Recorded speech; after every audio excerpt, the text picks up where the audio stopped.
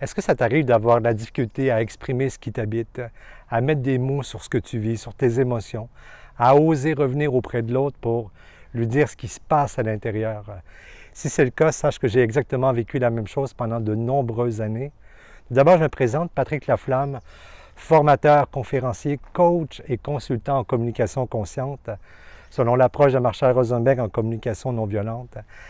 Ça me fait drôle de dire que je travaille aujourd'hui en communication, spécialement parce que j'ai été celui pendant longtemps qui ne réussissait pas à exprimer ce qui se passe à l'intérieur, à avoir peur de mettre des mots ou de revenir vers l'autre. J'avais le syndrome du gentil garçon, où tout va bien, tout est merveilleux, tout est correct. Et j'avais l'habitude de mettre sous un couvercle, de faire comme si, de faire semblant bien souvent, et de ne pas toujours être dans l'intégrité, dans la transparence avec ce qui se passe à l'intérieur. Pas que je voulais mentir, pas que je voulais pas être honnête, c'est que j'avais des croyances qui m'empêchaient d'être parfois ce que je suis et d'être traversé par des émotions et de ne pas savoir quoi faire et comment les exprimer. Et heureusement, le vent a tourné. J'ai reçu dans les dernières années des outils extraordinaires qui me permettent de goûter à un profond bien-être et être beaucoup plus à l'aise de revenir vers l'autre, à mettre des mots sur ce qui m'habite et sans avoir peur de ce qu'on va penser. Pour moi, tout ce qui m'habite aujourd'hui est devenu un réel pouvoir. Et j'ai le goût de te partager des clés pour peut-être t'aider toi aussi à te réapproprier ton monde intérieur et ne plus avoir peur de revenir auprès de l'autre pour dire ce qui se passe à l'intérieur de toi. La première clé que je te propose ici, c'est de te libérer de la croyance qu'avoir des émotions, c'est être faible. Pendant longtemps, j'ai cru que pour moi, vivre la tristesse, c'était être faible, c'est de manquer de décision, c'est de manquer de volonté, c'est pas être quelqu'un de caractère, c'est de pas être un homme. Et on peut entretenir cette croyance qu'avoir des émotions, c'est être faible. Et avec cette croyance, on finit par entretenir cette coupure à l'intérieur de soi. On met de côté, on fait comme si, on fuit, on évite, on contourne. Et associé à cette croyance, j'avais la pensée que le temps va arranger les choses, que les choses vont se régler par elles-mêmes. Et je m'aperçois que c'est une fameuse pensée qui joue des tours. Et je réalise de plus en plus dans mon travail d'accompagnateur de coach combien de personnes ont mis de côté en disant « le temps va arranger les choses », mais il n'arrange pas les choses. Combien de personnes est-ce que j'ai régulièrement en consultation qui viennent pleurer des choses qui se sont passées parfois 30 ans, 40 ans, 50 ans, 60 ans plus tôt et qui sortent de là, de la rencontre, avec une réelle libération. Et elles me disent, ces personnes, « Mon Dieu, avoir su que ça me rongeait autant depuis, j'en aurais parlé tellement plus tôt. » Parfois, on peut avoir la croyance que c'est être faible que de s'autoriser à parler, à mettre des mots. On peut avoir cette pensée que le temps va arranger les choses. Il n'arrange pas les choses. Et parfois, on peut accumuler, mettre de côté. C'est comme si on mettait au placard. Et un jour ou l'autre, les événements de la vie font en sorte que la porte s'ouvre. Et parfois, c'est l'impression qu'un cadavre va sortir de cette porte, de ce garde-robe. Alors, première chose, se libérer de la croyance qu'avoir des émotions, c'est être faible. La deuxième chose, c'est qu'on peut hiérarchiser les émotions. Par exemple, pendant longtemps pour moi, j'ai cru que la joie, c'était la meilleure des émotions. Alors, je faisais tout pour être dans la joie. Et dès qu'il y avait de la colère, je mettais de côté, je refoulais pour ne pas oser exprimer qu'est-ce qu'on va penser, qu'est-ce qu'on va dire. Alors, je m'interdisais de vivre certaines émotions.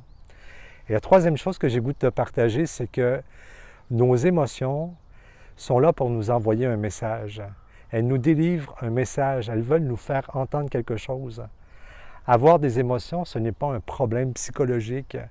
C'est simplement que je suis en train de me délivrer un message que j'ai des besoins qui, dans l'instant, ne sont pas satisfaits ou sont peut-être satisfaits. Alors, je vais être gagnant d'entendre, d'écouter ce qui est en train de me traverser, de savoir discerner le message que mes émotions sont en train de me délivrer. Et plus je vais établir cette connexion avec moi, de prendre le temps d'accueillir ce qui me traverse, ce que je vis, pour discerner le besoin qui se cache derrière, eh bien, plus je vais passer d'une émotion, c'est être faible, à accueillir le pouvoir de ma vulnérabilité. Cette vulnérabilité, c'est mes émotions et mes besoins. Et dans la mesure où je peux contacter mes besoins, eh bien, je vais pouvoir en prendre responsabilité, retourner vers l'autre, faire une demande. Et ça me permet de vivre dans mon plein pouvoir.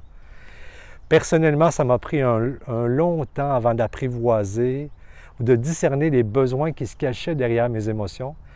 J'avais tellement établi la coupure avec moi-même que j'étais incapable de dire c'est quoi qui est touché en moi, à quoi j'aspire, à quoi est reliée l'émotion qui me traverse.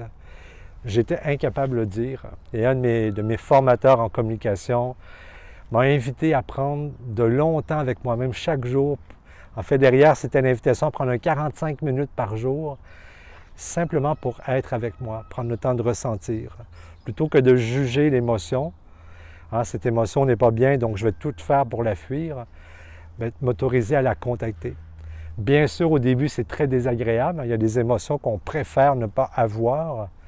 Et le fait de prendre le temps, d'accueillir, d'écouter, de ressentir, d'être avec sans jugement, c'est incroyable comment c'est libérateur.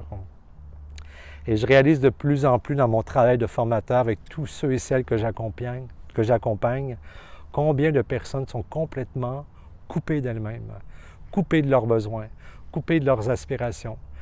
Elles sont prises dans des fois des flots d'émotions et même des émotions parfois sont cristallisées, c'est pris à l'intérieur.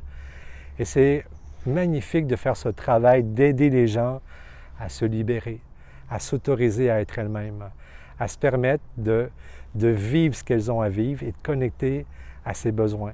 C'est incroyable de voir le avant et le après quand la personne finit par contacter ce qui est là à l'intérieur. L'autre chose que j'avais le goût de te partager, c'est l'importance de s'offrir des espaces pour apprendre à parler.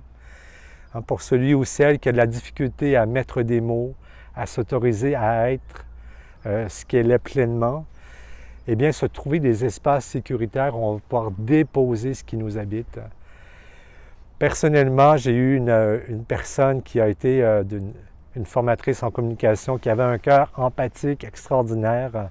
Et je me souviens des premiers temps d'écoute avec elle, où elle m'a offert de l'écoute. À un moment donné, j'ai éclaté de rire et je lui ai dit, c'est drôle, mais j'ai l'impression de m'entendre pour la première fois.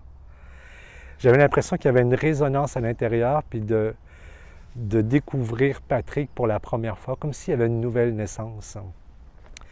Mon Dieu que c'est libérateur. Et le fait de m'accorder ces espaces où je pouvais m'ouvrir en sécurité et en confiance m'a permis de grandir en confiance pour, par la suite, oser m'exprimer dans mon entourage, revenir auprès des amis, auprès de mes proches, oser apprendre à être dans mon intégrité, dans ma transparence, dans l'ouverture, à être honnête avec moi, à me dire vrai pour dire vrai à l'autre. Et tout cela a été un chemin d'apprivoisement de mon authenticité, de mon intégrité. Alors c'est le conseil que je te donne. Fais-toi le cadeau d'apprendre à t'ouvrir dans un espace où tu vas avoir toute la sécurité, la confiance pour être toi-même et t'assurer que la personne peut t'offrir cette empathie, non pas te maintenir dans ton émotion un peu en victime, mais qui va pouvoir t'aider à entendre ce que tu es en train de dire. J'aime bien ce livre de Jacques Salomé où il dit, son titre, c'est « Si je m'écoutais, je m'entendrais ». Eh bien, je te souhaite de trouver cet espace où tu vas pouvoir t'autoriser à être toi-même, t'écouter pour t'entendre. Et dernier point que j'ai le goût de partager avec toi, une fois que tu auras appris à mettre des mots en toute sécurité, en toute confiance sur ce qui t'habite, eh bien, faire des pas auprès de ton entourage, faire le choix, le pacte avec toi-même d'être dans l'intégrité, dans l'ouverture, dans la transparence, pour de plus en plus, dans chacune de tes relations, te permettre d'être toi, simplement toi, en pleine transparence, ouverture, intégrité. Alors, c'est de t'autoriser, c'est de te permettre. Et si parfois tu vois que tu as été le bon garçon ou la bonne fille qui a fait semblant, eh bien, oser revenir vers l'autre. Écoute, je t'ai partagé ceci l'autre fois. Depuis, ça me titille à l'intérieur. J'ose revenir vers toi parce que j'ai goût d'intégrité. Je peux te dire ce qui est là pour moi. Et oser être dans ton honnêteté, dans ta vérité. Alors voilà, c'est ce que j'avais goût de te partager à toi qui rencontre peut-être ce défi d'oser être toi-même, qui a peur de ce qui te traverse, qui a peur d'oser te montrer dans ta vérité, dans ta vulnérabilité. Sache qu'il y a réellement le pouvoir que ça devienne une force, que ça devienne une ressource extraordinaire. Et juste le fait d'apprendre à écouter ce qui se passe à l'intérieur nous met en lien avec nos aspirations. Et plus je suis en lien avec mes aspirations, avec mes besoins, eh bien, plus je peux en prendre responsabilité, passer à l'action, faire des demandes, et ainsi je me maintiens en équilibre et je nourris mon bien-être, je nourris ma joie de vivre. Voilà, c'est ce que j'avais goût de te partager. Si tu as aimé cette vidéo, n'hésite pas à t'abonner à cette page, n'hésite pas à la partager aussi.